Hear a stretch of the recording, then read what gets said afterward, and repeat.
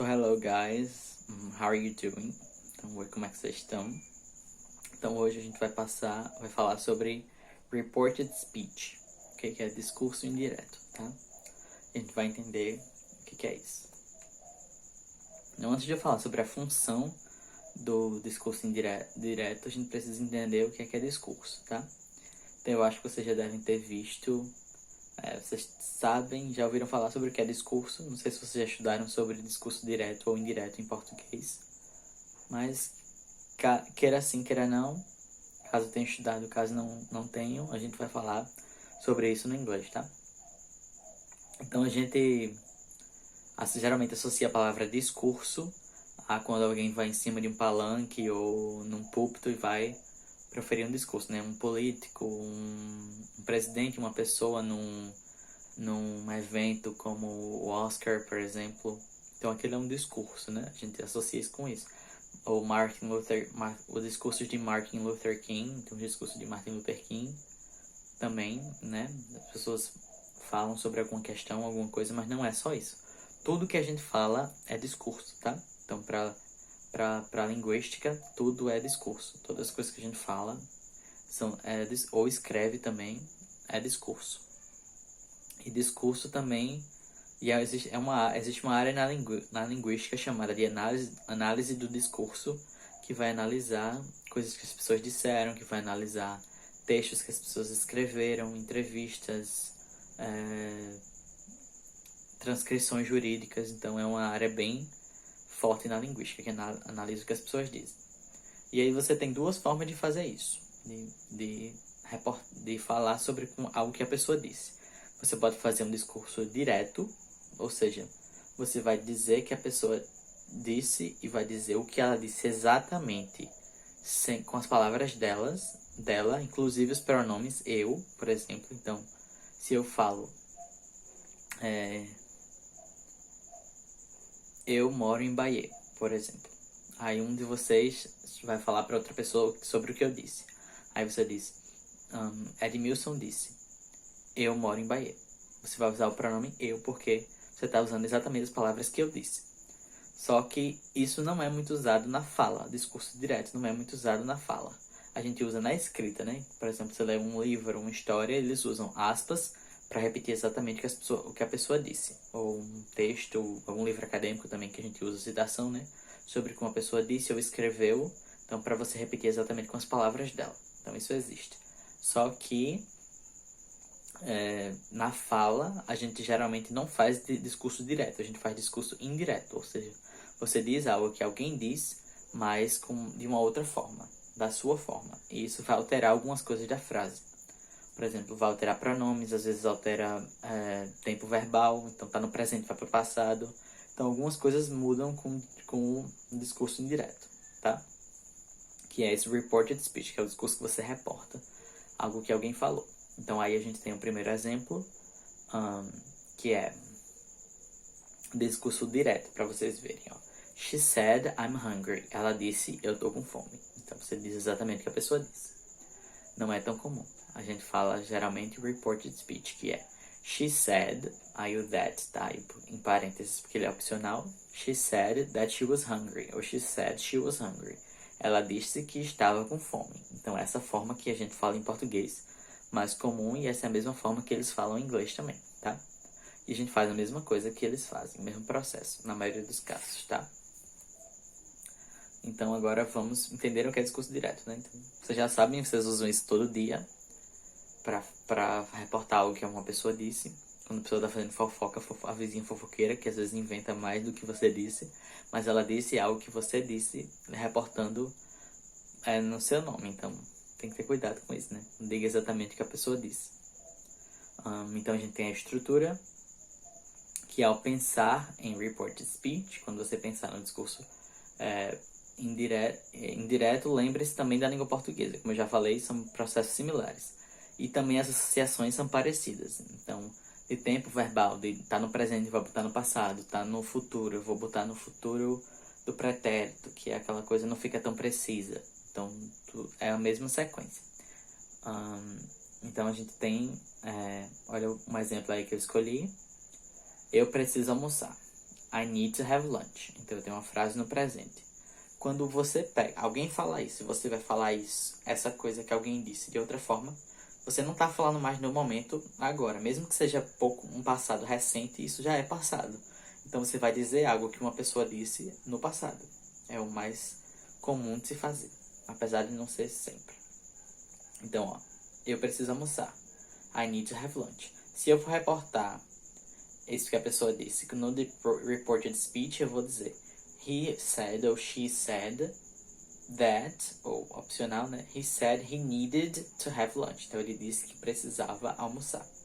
Ok? He said he needed to have lunch. E aí você tem isso aí, o presente para o passado. E agora eu tenho um gerúndio no presente e eu venho um gerúndio para o passado também. Estou indo para casa. Eu estou indo para casa. I'm going home. Então, discurso direto que a pessoa falou. O que ela disse, né? E aí quando eu for reportar, ela disse que estava indo para casa. She said that, ou she said she was going home. Então, ela disse que estava indo para casa.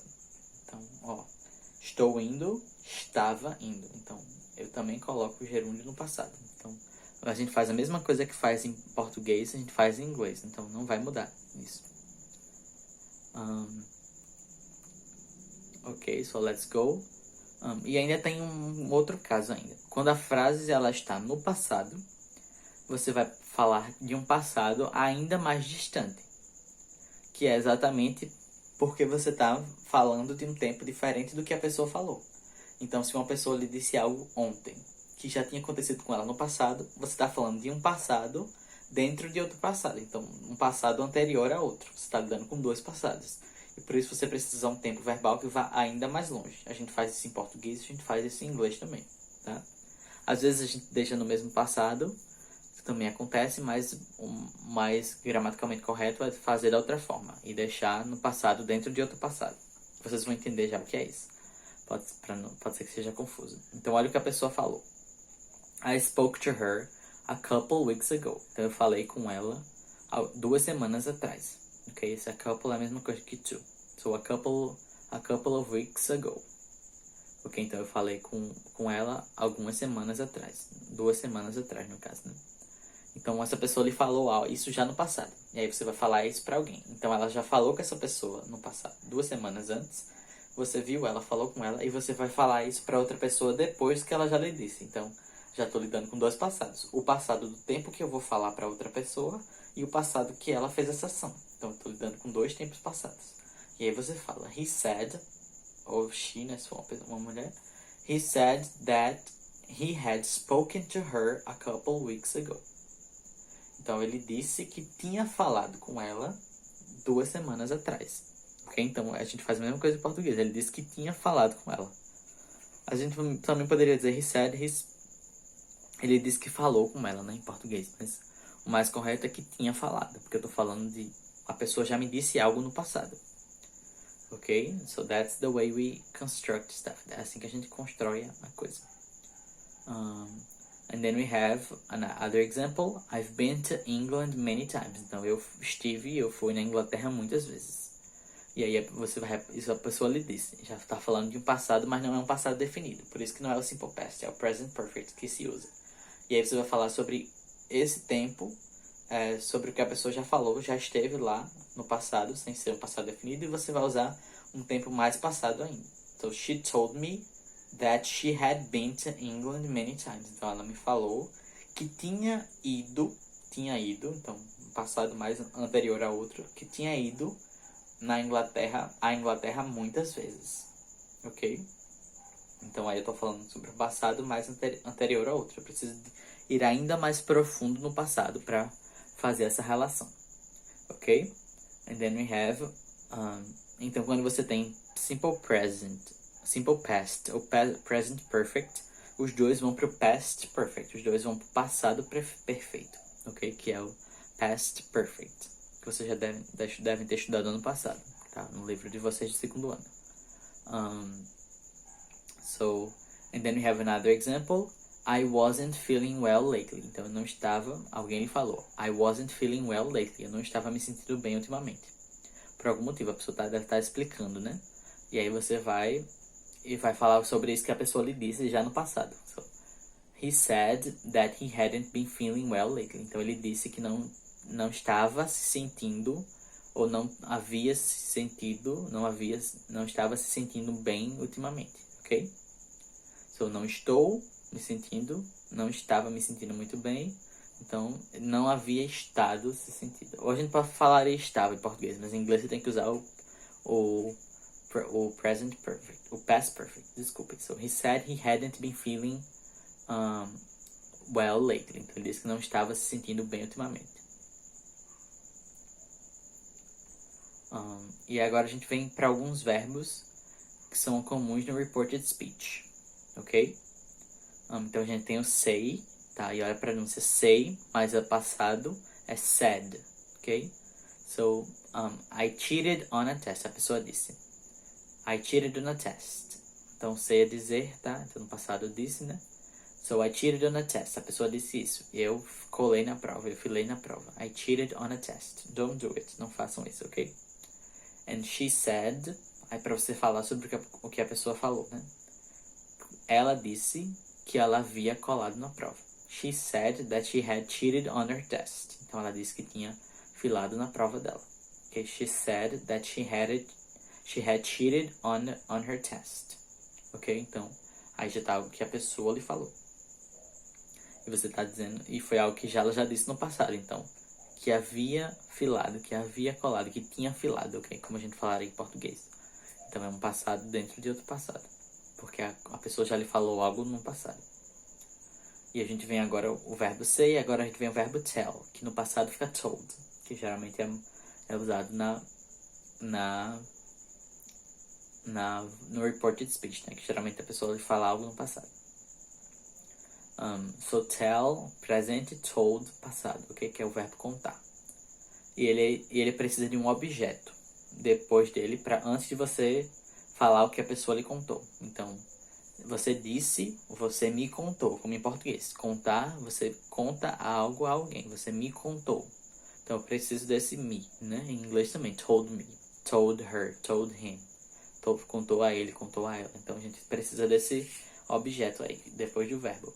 So, para se contar. Então, vai ser a diferença do say e do tell. O tell precisa de um objeto depois. E o say não. Não é só he said something. But he told someone something. Contou algo a alguém, tá? E o inglês, o alguém vem antes. E a gente tem outro exemplo. I made a mistake. Então, eu cometi um erro. Discurso direto. O que a pessoa falou, né? E aí a gente tem... discurso direto não, desculpem. O que a pessoa falou, né? Porque discurso direto é quando você diz exatamente o que ela falou. Mas aí tá só o que ela falou. So, I made a mistake. Eu cometi um erro. E aí a gente vai reportar o que a pessoa falou. He told me, ele me contou. He had made a mistake. Então ele me contou que ele tinha cometido um erro. Ok? O that é opcional. He told me that he had made a mistake. Tá? Ou he told me he made a mistake. Eu posso fazer isso em inglês. Omitir o que. E o sentido não muda. E a gente tem o ask também, que é outro verbo para... Um outro verbo de reporting. Um outro verbo para você reportar alguma coisa.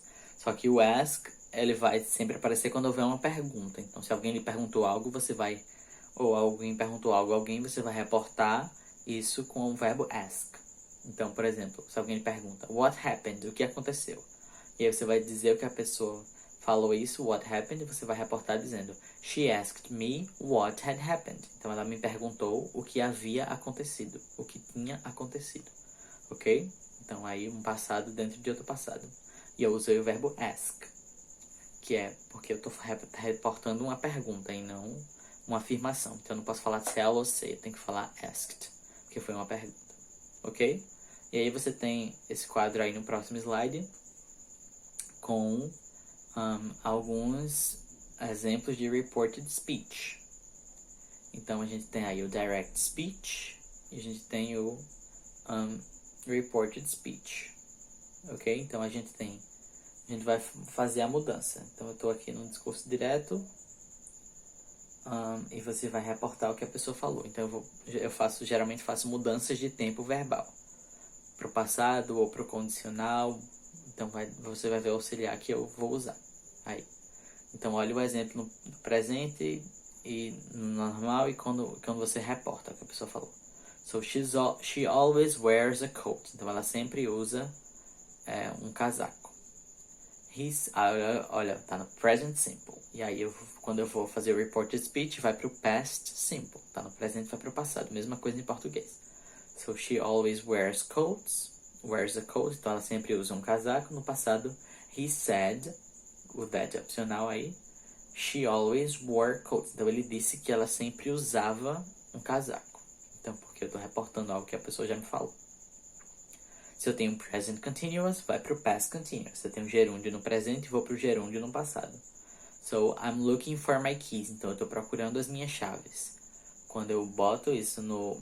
Quando eu vou para o passado, para o reported speech, eu vou ter que falar she said that she was looking for her keys. Então, the is fica was. Ou to be vai ficar was ou were no passado, né? Que aí você vai reportar o que a pessoa falou e o pronome tem que mudar também, tá? Se é I said, eu disse, vai ser ela disse. Tem que alterar o pronome também, então não se esqueçam disso. No reported speech. E a gente tem o terceiro, present perfect. She has written 3 letters for her friend. Então ela escreveu 3 cartas para a sua amiga. E aí ela não especificou quando escreveu essas cartas, por isso que é present perfect, é um tempo passado indefinido. E aí a gente vem pro past perfect. He said that she had written 3 letters for her friend. Então ela disse que havia escrito ou que tinha escrito 3 cartas para a amiga dela. Ok? Agora a gente tem past simple, que também vai pro past perfect. Então tanto present perfect quanto past simple vão pro past perfect. Não, os dois vão. Porque vai para um tempo passado mais passado do que o outro. E aí, o past simple, a gente tem my friend gave me a bar of chocolate. Então, meu amigo me deu uma barra de chocolate.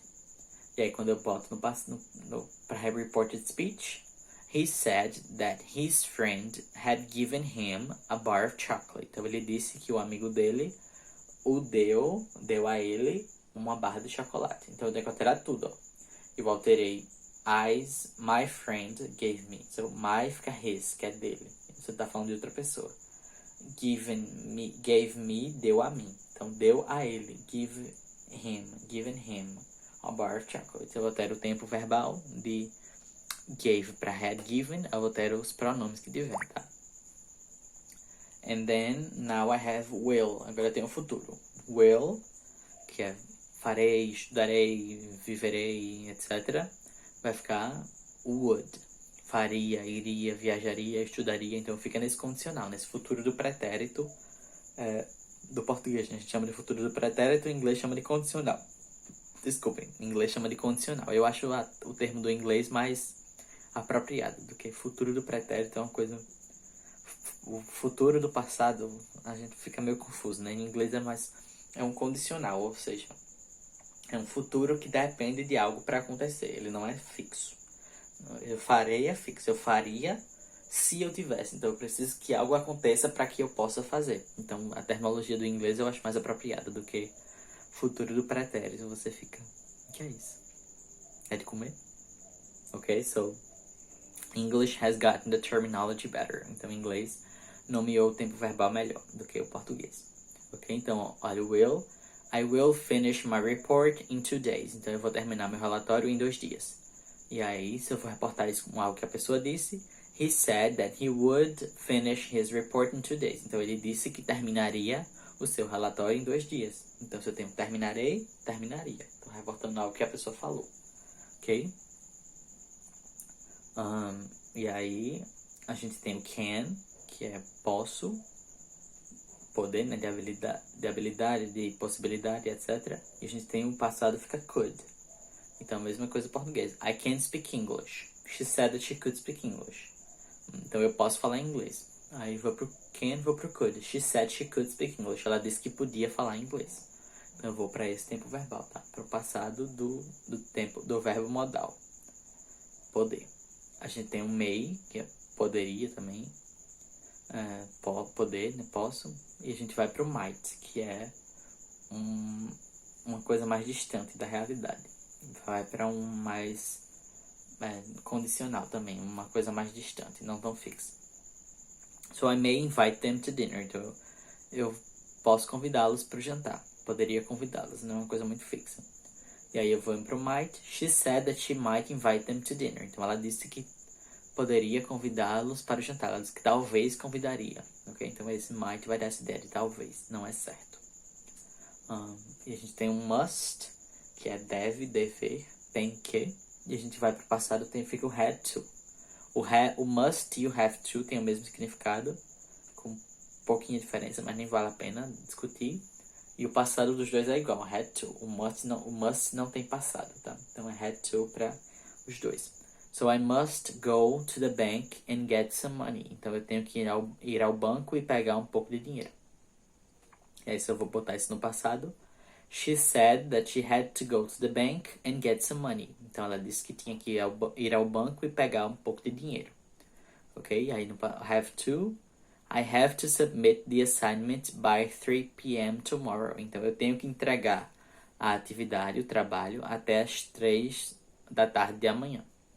E aí o had to no passado. She said that she had to submit the assignment by 3 p.m. tomorrow. Então ela disse que tinha que enviar o trabalho até as 3 da tarde de amanhã. Então submit é enviar, submeter. Ok? E a gente tem alguns casos nos quais o tempo verbal ele não muda. Então, na maioria dos casos, o tempo verbal vai mudar. Então, ele vai sair do presente para o passado, do futuro e vai para o futuro condicional, o futuro do pretérito no português, né? Existem alguns casos que isso não muda. Quando, por exemplo, quando você usa o verbo de reportar, o say, tell, no presente, é um dos casos. E quando você fala sobre uma coisa que ainda é verdade no presente. Por exemplo, I'm sad. Eu tô triste. Alguém lhe falou isso. E aí a pessoa lhe falou isso no mesmo dia. Então ela provavelmente ainda está triste. E aí você pode falar he says that he's feeling sad. Ou he said. Ele diz que está triste. Então, he says ou ele diz ou ele disse. Eu posso fazer he said that he said. Fica bem parecido, né? Sad is sad. Só que tem uma diferençazinha. Mas não vamos entrar nisso agora, não. So, he said that he's sad. Ele disse que está triste. Ok? Eu posso falar isso direto no presente. No português também posso no inglês, tá? Que é uma coisa que não se alterou ainda no presente. Às vezes mesmo que você fale de algo passado que não altera, mas não usa no passado. Mas tem uns casos que você sente que precisa usar no presente. E aí é assim, não tem uma regra tão específica, tá? Só observar como é que tá o verbo no presente e se essa ação é muito recente e que ela ainda é verdade agora. Então você prefira usar o presente. Mas a não ser isso, o passado vai estar super